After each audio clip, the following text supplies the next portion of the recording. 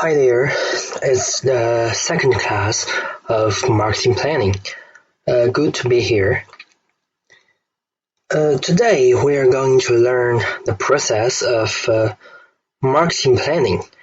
Yesterday we learned about the basic knowledge of marketing planning, and I believe you guys now are ready to learn this course in depth. And first of all, here I list 3 key objectives of this lesson. And first, I hope you can understand what is the procedure of marketing plan. And second, I will give you some tips and examples about how to get creative design for marketing plan. And third, I will review the structure and the content of it.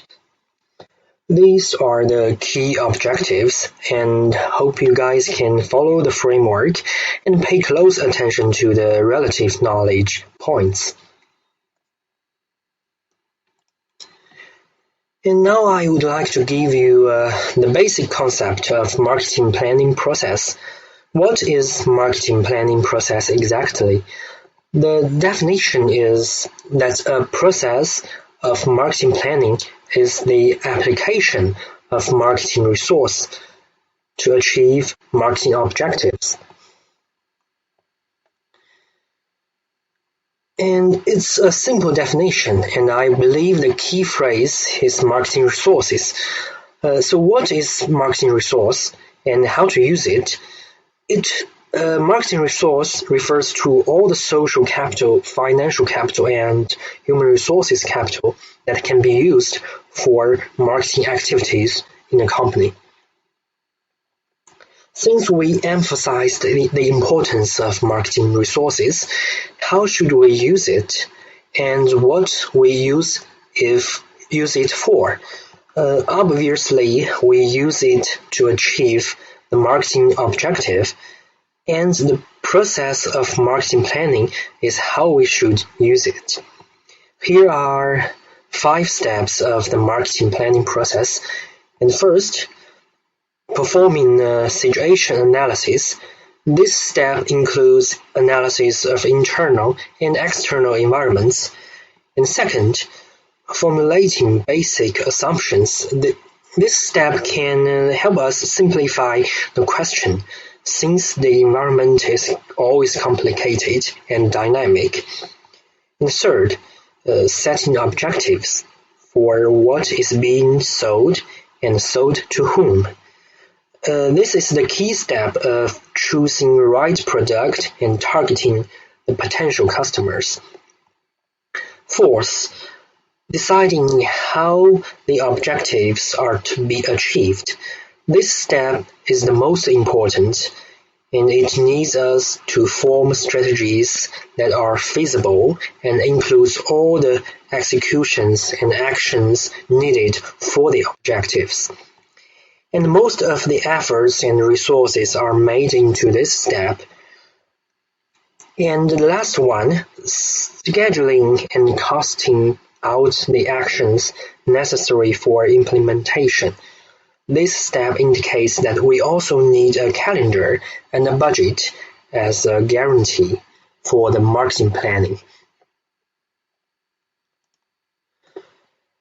Therefore, it is quite clear that the process of a marketing plan is from analysis to schedule. Here I give you a basic framework about key issues that a marketing plan usually includes. The first, as we can see in this slide, is a summary of the present situation, like present position of the company in the market. It is corresponding with the results of performing a situation analysis, like the first step we mentioned in last slide. And the second issue here is a forecast of where things are going with the current strategy. It is also an analysis, but toward the strategy that is used now. Is the strategy workable? Is the strategy effective enough? Is there any progress or improvement we can make? This is about the strategy. And then the third one is our objectives in the targeting market. Generally, we use SMART rules to evaluate if our objective is reasonable enough. So what is SMART rules? Here we can see in the picture, this rule is proposed by Peter Drucker in his famous book, The Practice in Management in 1950s. SMART refers to 5 words that can be used to evaluate if an objective is good or not. S means specific. That means when we set an objective, we should also provide a standard that explains it clearly. For example, a specific objective should be like provide after-sales service including unconditionally refundable and exchangeable within 7 days, rather than provide high-quality after-sales service, because the latter one is too vague and ambiguous. And M here means measurable. If an objective is not measurable, then it is more difficult for us to know exactly how we can approach it. For example, a measurable objective should be like training new employees with less than 3 years tenure and make sure at least 80% of them can pass the exam, rather than just training new employees. And the letter A means attainable. If an objective is not attainable, it will be more like a fantasy. For example, an attainable objective should be like increase the sales by 50% in 3 years, rather than make this company larger than Apple or Amazon in 3 years. And R means relevant. An objective should be relevant with the work and the job. For example, you cannot set an objective letting sales personnel to do the work which employees of human resources department should do. And T means time-bound. It's quite obvious that with no time limit, everything can't be done. That's why we always need a deadline. And we should also notice that all these rules are connected with each other. A SMART rule is not only useful in marketing, actually it is useful in our whole life, so that's why I took such a long time to explain it. Here I'll show you a short footage explaining how to use SMART rules to set goals.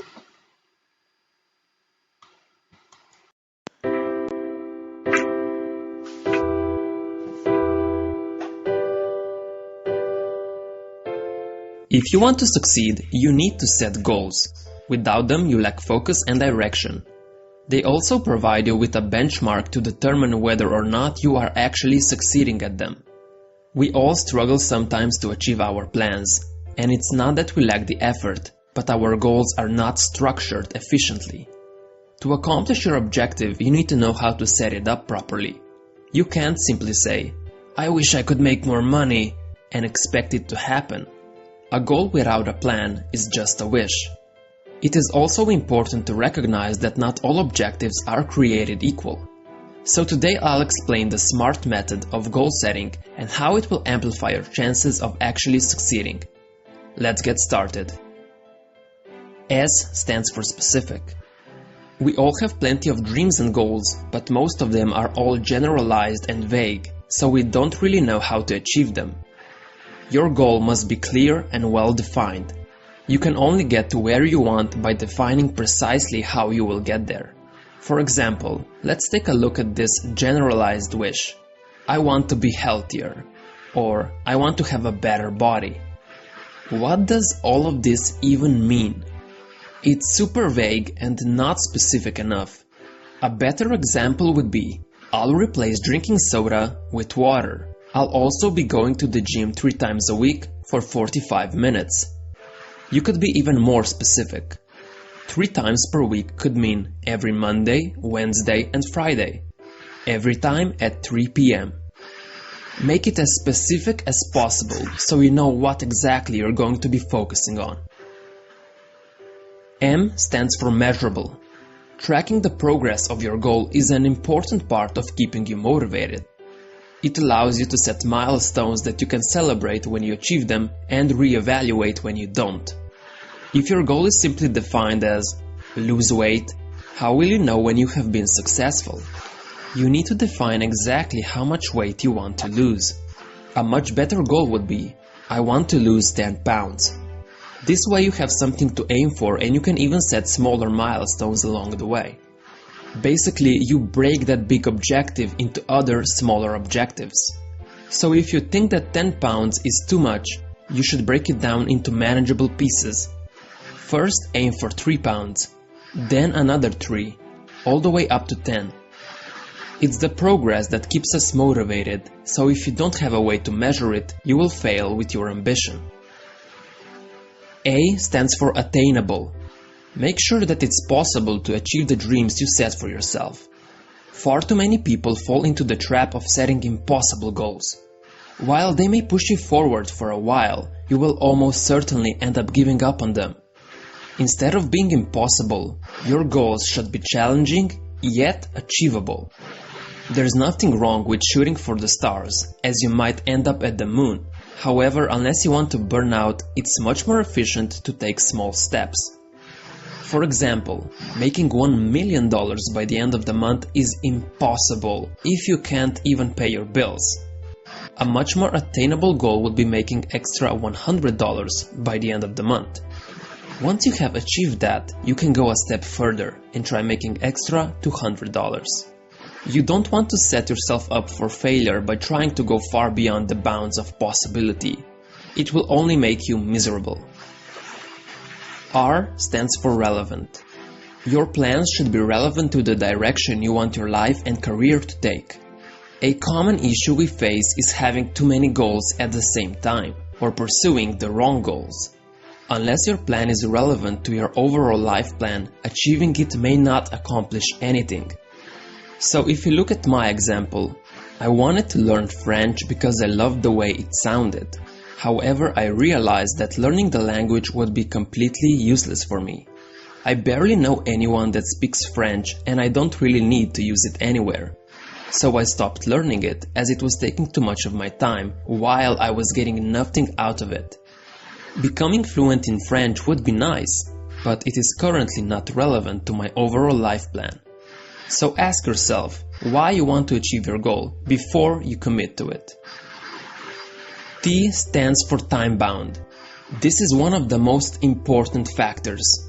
Your plans must have a deadline. If you don't set a time limit, you have basically unlimited time to achieve your goals.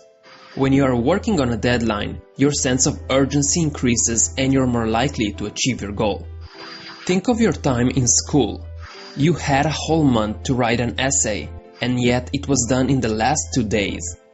It's because the deadline was right around the corner, so you had no choice but to do it. So whenever you set a goal, keep a time limit in mind as it will push you to actually work on it. Now you know how to set SMART goals. But there's one last thing. Most people think that goal setting is a one-time event, like you set your goals once and you're done. However, it's actually an ongoing process. It never ends. Your plans will need evaluation and revision, so it's important to stay flexible. Thanks for watching. Do you have any dreams or goals that you're currently working on? I, for example, have a goal to run a marathon in the next 6 months. So, let me know what you're working towards in the comments below. Together we'll become better than yesterday. Okay, let's go back to the key issues here. Another important issue should be market strategy. It's a bunch of strategies that can guide the company to approach the goal stepwise. But the real world is never simple as we assumed. There are always a lot of competitors around you. In this case, we also need to consider what they will react toward our strategies in advance. And the most important issue is that we must know what to do specifically, and that's why we need a plan-do table to help us, which includes a bunch of tactics and actions. The last issue is budget. It's like a representative of our marketing resources, and it's also like a plan, but in a financial way.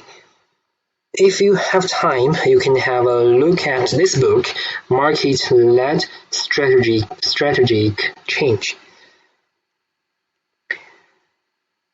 And it's a reference for all these issues we just talked about.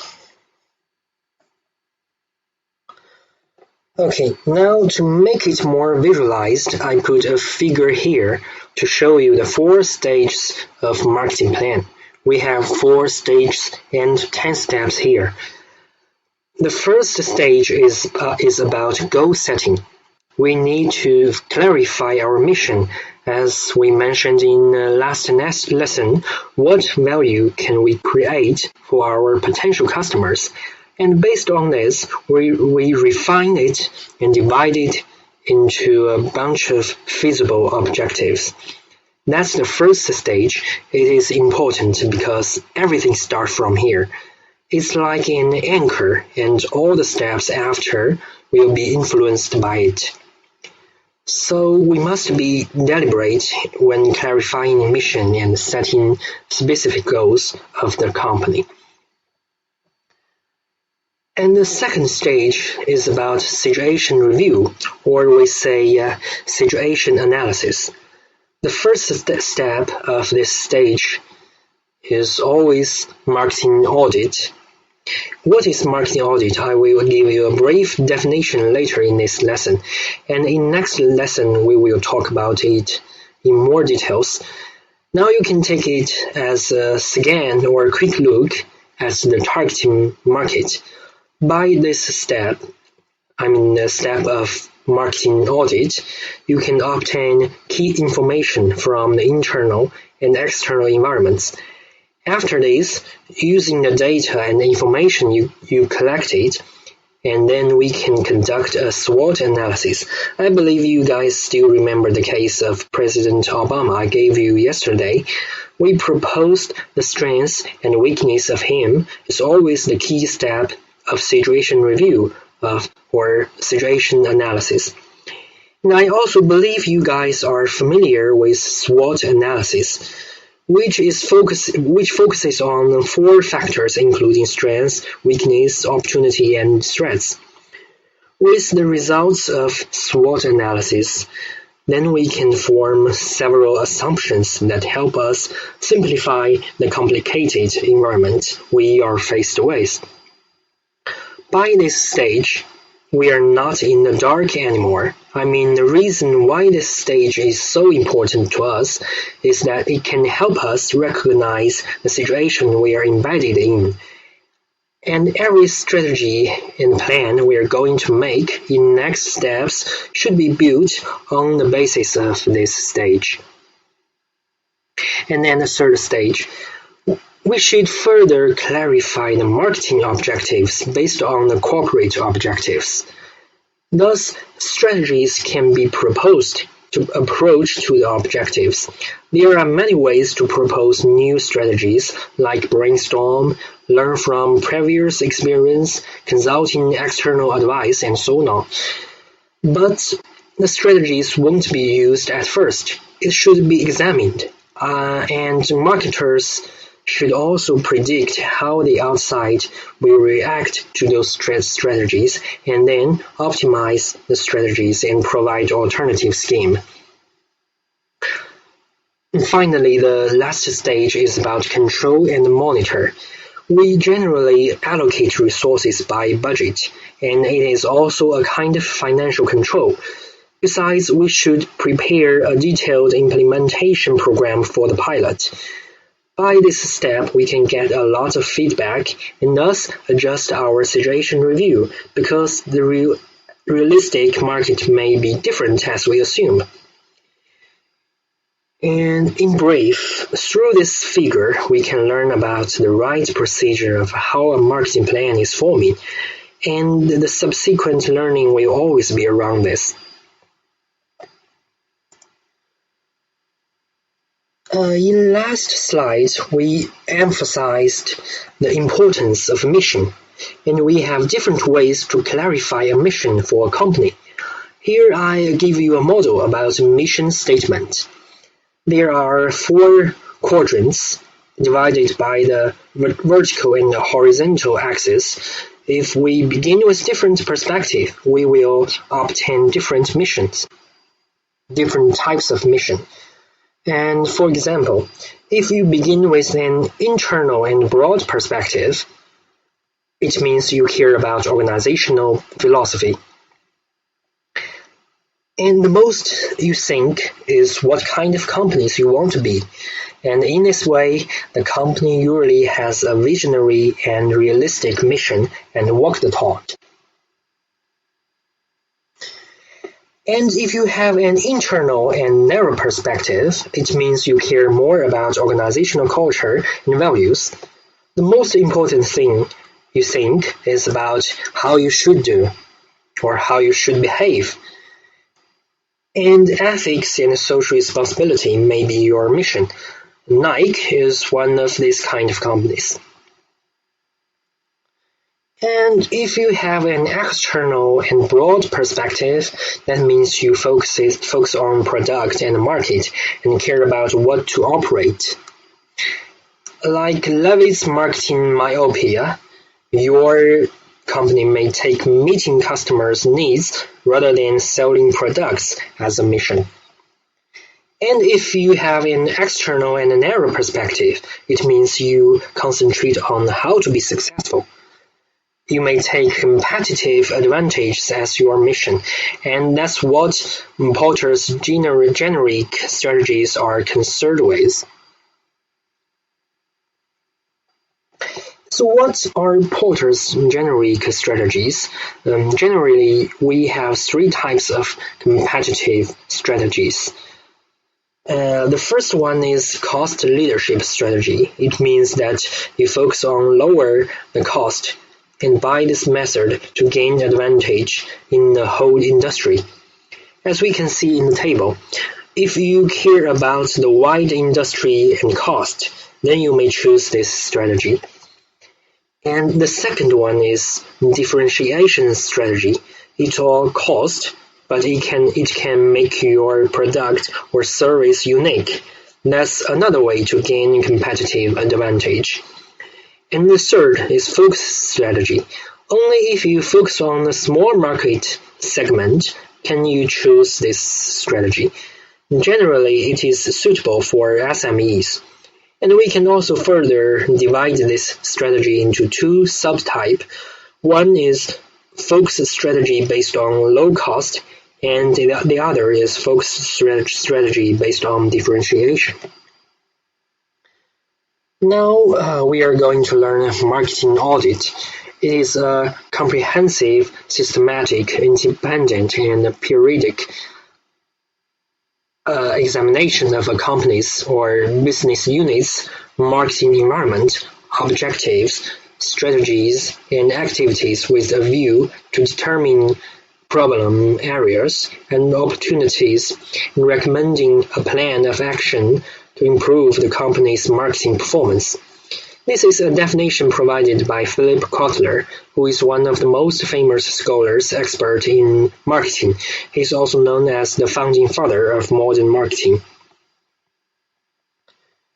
Based on the definition, we can tell that it is very important to conduct marketing audit. And here we can see that there are 2 goals for conducting marketing audit. One is to examine external and internal information and procedures, and the other is to identify problems in the environment.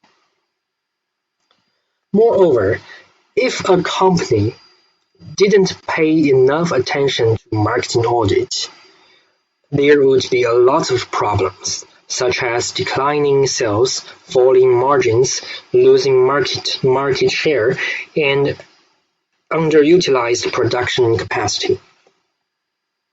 And therefore, we suggest that a company should conduct a marketing audit at least once a year, using different techniques and different sources of data. Anyway, we will learn more about marketing audit in next lesson, because it is so important in the procedure of marketing plan, and moreover, it is the core step of the whole process. Now we go to the next part. It is also very important to us. As we mentioned before, we should clarify our marketing objectives before making feasible strategies. Generally, we have two levels of marketing objectives. The higher level is primary objective. It is about those big questions. It defines which product or service you are going to sell, which markets you are going to enter into, how many products you are going to sell, and by when you are going to achieve your goal. And the lower level is secondary objectives. They are submissions divided from your primary objectives, and they are more specific and they are more operable. For example, a secondary objective can be like increasing penetration of a distribution channel from 15% to 25%, or increasing awareness or image of the brand from 45% to 65% in a given target market. Besides, to confirm the theme of a marketing plan is also important. Once we set the theme, then we know whether the path or approach is deviated or not, and we can revise our actions or executions immediately when there is a deviation. I provide 4 common themes for you here. The marketing plan could concentrate on survival, high profit, market share, or high quality. And now it is the most important part of this lesson. As we emphasize again and again, without executions and actions, a plan is always just a plan. So how to translate plan into actual actions matters a lot in a real workplace. Here I provide you a frequently used method. It's called plan-do cycles. Generally, we use a table to make plan-do cycles, and we can also incorporate budgets into the table. So it's very convenient for us to check the progress and take control of the executions by plan-do cycles. But we should be clear that in a table of plan-do cycles, there must be clear and feasible milestones. Here I give you a typical example to show how the plan-do cycles work. In the first row of this table, we can see the date. It generally provides the time information for the plan. And in the first column of the table, we generally list the tasks that are going to be done here in the first column, and the combined time and task together, we then know the milestones of the whole plan. By marking the table cell, then we know which task is or should be finished by when. Okay, now I also would like to introduce the marketing budget very briefly. A marketing budget can help us to justify all marketing expenditure from zero base each year, specific to the task that you wish to accomplish. And it also implies how many financial resources you can use to accomplish your marketing objectives, by which you should be clear that all you are going to do is responsible for the company. That's why we say a good budget is so important. And up to now, after learning the main part of marketing plan process, we can try to make a marketing plan. This is a team task. and you can discuss with your team members and then make a marketing plan based on the materials I provided here. It's not a required homework. I just want you guys to be more familiar with what we have learned in this lesson. Okay, now we at least should know that a marketing plan process has 4 stages and 10 steps. Here I would like to show you a short footage. It's another guy's principles to conduct a marketing plan, especially in a situation of internet entrepreneurship.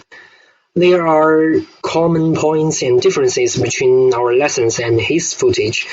Just take it as a supplement.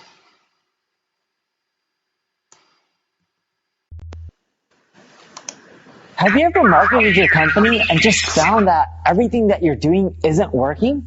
Hey everyone, I'm Neil Patel, and today I'm going to share with you my marketing plan process. 6 steps to marketing any company.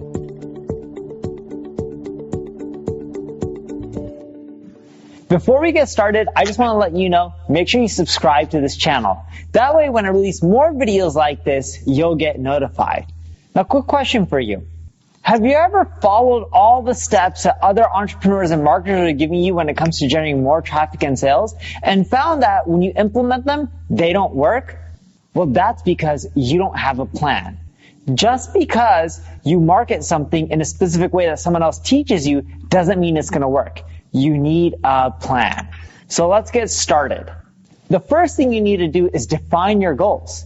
Do you want more traffic for brand awareness? Do you want more revenue? Do you just need more leads? Are you trying to get more e-commerce sales? You got to define your goals, because if you don't define your goals, you're not going to know exactly what you need to take in order to achieve them. If you have the wrong goals or no goals, you could be working on marketing activities that don't help you accomplish what you're really looking to do. And that's the first biggest mistake that people make when they go out there trying to market their site or any business. If you haven't defined your goals, you're not going to know what marketing tactics you should be leveraging and which ones you shouldn't. The second thing you need to do is understand your customer. I'm not talking about, hey, you sell toilet paper or you provide mortgage loans and your customer's looking for that. That's just on the surface level. I'm talking about really understanding your customer. Why would they want to go to you versus someone else? What problems are they facing? What goes on in their head that will make them choose anyone within your space? Because once you understand that, you can leverage that to make sure that they choose you. And the way you understand your customers is you talk to them. It's not just about looking at analytics like Google Analytics. It's about surveying them through tools like SurveyMonkey. It's about picking up the phone, dialing them, talking to them, getting feedback, showing them your website, showing them your product, showing them your marketing messages. If you truly understand your customers, you can figure out what makes them tick, and then from there, you'll boost your sales, traffic, and leads. The third step you need to do is assess key strengths. What are you good at? You know, I'm really good at SEO, content marketing, but there's other entrepreneurs and marketers out there like Tai Lopez, who's much better at social media marketing than I am. Just because marketing has all these different channels, it doesn't mean that you should focus on all of them at once. Yes, eventually you want to take an omni-channel approach, which is leveraging all the different marketing channels. But at the beginning, you need to assess your key strengths and then leverage those first. So question for you, what is your key strength? Leave a comment below with your key strength. I'm just curious, is it SEO? Is it content marketing? Is it social media marketing? Is it paid ads? But again, you need to know your key strengths, because if you don't know them, you're going to be spinning your wheels, focusing on strategies that are going to take much longer for you to produce results from versus focusing on what you're already good at. Step 4, pick one marketing channel. You've already assessed your key strengths. Now it's time to go with one channel. You may have 5 strengths. You may have 1 strength. Whatever it may be, you want to pick one channel at first. Is it SEO? Is it content marketing? Is it Facebook? Is it Google AdWords? Whatever that channel is, just pick one and then focus on it. You want super laser focus, because when you tackle one channel first and you do really well with it, you're much more likely to get results. Now it's time for you to do competitive research. Look at your competitors. What's working for them? Once you figure out what's working for them, you can then get a good understanding of what you should replicate and what you should avoid. The last thing you want to do is do the opposite of what your competitors are doing, especially when they're already established and making money. Typically, what works for them should also work for you. Maybe not at the same level, but it should work to some extent. So what I want you to do is head over to Ubersuggest, put in a URL of your competitors. You'll see a report. It shows you their traffic, shows you their top pages. When you click on top pages, you can see things like their most popular pages, how many links they have, how many social shares each of these pages have, what keywords they're ranking for. This will all give you ideas on what you should be focusing on and what you shouldn't be. Step 6, this last but not least, define how you're going to make money. Even though you're attracting people to your site, it doesn't mean that they're just going to raise their hand and be like, hey, Neil, let me throw some money at you. I wish that happened, but it doesn't. Hey, if you want to make that happen, feel free to raise your hand and throw money at me. But the thing is, getting traffic is only half the battle. You got to convert those people. So do you need to collect leads and then have a sales process to close those people? Do you need to create a funnel with upsells and downsells? You need to figure out how you're going to make money. And I wish there's a generic blank answer, but it's different for every single business. But once you have that, you can then come up with ways to figure out how to maximize the conversion and drive people down that path. Whether it's through tools like HelloBar that helps you collect emails, or whether it's tools like Subscribers that helps people get back to your site and you can push them to, let's say, your Amazon pages, or whether it's through things like Crazy Egg where you can run A/B testing. The options are pretty much unlimited, but more so once you figure out how you're going to make money, then you can start pushing people through that funnel so that way you can make more money. Thank you for watching. If you have any questions, leave a comment below and I'll answer it. If you enjoyed this video, like it, share it, subscribe to the channel, tell your friends about it. And of course, if you need help with your marketing above and beyond, check out my ad agency, Neil Patel Digital. Okay, now back to the course. And one more thing. How can we know if a marketing plan is good or not? Here I give 3 criteria to evaluate a marketing plan. The first is market share. Once a marketing plan is implemented, the change of market share is the most direct index. And the second is the cost index. This index refers to the cost of gaining the same level of existing assets under the current market condition. So if this index decreases, that means it's easier for the company to make money, which further indicates that the marketing plan is quite effective. And the last is brand and image. This criterion is a little bit abstract and more difficult to measure. Generally, we can measure it through visibility and awareness of the brand using online or offline survey. Since the beginning, we defined the process of making a marketing plan as a procedure of innovation and creation. So we can't avoid talking about how to provide creative design. And I believe a good way to perform creatively is transplant reference, which is based on the knowledge you've learned before and the pattern how you learned it. And reverse thinking is also an important way. Now that we are talking about reverse thinking, I would like to share a historical story with you. Here you can see the picture with several kids, right? And this picture is about a very famous story in China. It is a story about Sima Guang, who was one of the most famous historian and statesmen in Chinese history. He was a prime minister and outstanding historian of Northern Song dynasty. He devoted his life to writing a classical chronicle, historical events retold as a mirror for government, also called 资治通鉴 in Chinese. As a young boy, Sima Guang was a diligent student, showing an outstanding intelligence. At the age of 7, he once played hide and seek with other children in a garden.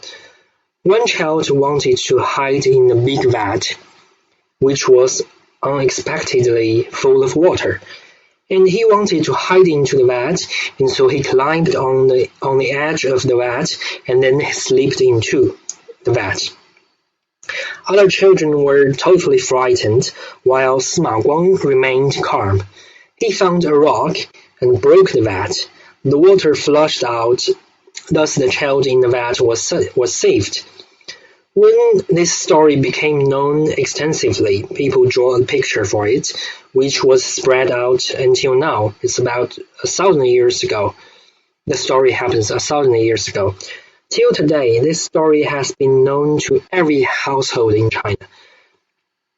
I share this story because I think it is a good way to show you what a reverse thinking is like. Rather than saving the child from the edge of the vat, Sima Guang chose to break the vat. The intelligence of him is that he was so aware of his purpose that he was going to save the child rather than keeping the vat intact. So if you want to think reversely, you must always keep the key objective in your mind. Try to forget other limitations. Just look at your only goal, your only purpose. Okay, let's go back to the course. I'll give several principles when writing a marketing plan, which is literally the last step of marketing plan process.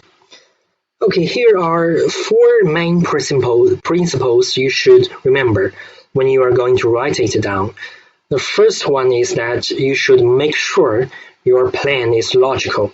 And it means that every part of your plan should be linked up with each other in a logical way. And the second rule is being concise. No one likes to read a long report before he or she is told what to do next. And the third is feasible. And the last is innovative. We mentioned these 2 rules a lot of times. And if you want to write a good marketing plan, you also should remember these questions listed here. Your task when writing a marketing plan is to answer these questions properly. So the first question is, what is the target? And who are the persons take part and in charge? Where to conduct? When to conduct? Why to conduct this marketing plan? How to achieve? How many sub-targets and budgets? Evaluation. So we can memorize them with a strategy of 5 W's, 2 H's, and 1 E. And here I also provide a framework of how to write a marketing plan. The first part should be background analysis. It includes analysis about internal and external environments, using past analysis, competitor analysis, and SWOT analysis. And corporate analysis about the company's history, status quo, and future development. And sometimes we also conduct a survey to review market demand, customer need, and other marketing indexes. The second part is action plan, which incorporates marketing research to target the market segment and the specific tactics that are going to be used, like product development, price setting, sales place selection, and promotion strategies, also known as 4Ps. Moreover, we generally write a marketing plan following this structure. It's quite like an academic article. It also has cover page including title and authorship, an abstract, catalog, and so on. The manner of writing is also along with the process of marketing plan. The introduction part is like the first stage of setting goals and defining a theme. And with data collection and analysis, then we can make strategies and plan do cycles and then budget. At last, there are a lot of techniques and tips for writing a marketing plan. For example, you should have theoretical basis, which would provide you a reasonable framework to help you unfold your report. And with a reliable theoretical basis, it's easier for you to convince others. And you can use examples, statistics, and graphs to make your arguments or points more stable.